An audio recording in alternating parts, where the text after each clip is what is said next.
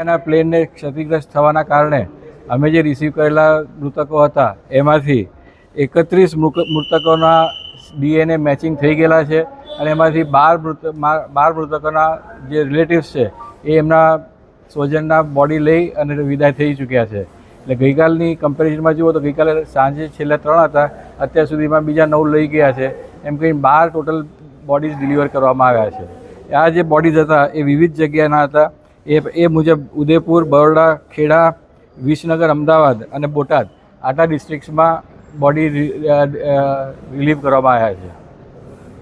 સાહેબ, આજના દિવસ દરમિયાન કયા પ્રકારે કાર્યવાહી કરવામાં આવશે? આજના દિવસે કેટલા લોકોને મૃતદેહ આપવા માટેની જે કાર્યવાહી છે તે હાથ ધરવામાં આવશે? જે તમને કહેવામાં આવે કે ડીએનએ મેચ થયા છે, આજનો ટાર્ગેટ એટલો હોય. હવે જેમ રિપોર્ટ આવતા જશે એમ અમારો ટાર્ગેટ બદલાતો જશે અને અત્યાર સુધીમાં જે ટાર્ગેટ છે 31, કારણ કે 31 ડીએનએ મેચ થયેલા એ લોકોને કોન્ટેક્ટ કરવામાં આવ્યા છે. એના રિલેટિવ જ્યારે એમની અનુકૂળતા પ્રમાણે આવશે એ પ્રમાણે એમને બોડી હેન્ડઓવર કરવામાં આવશે.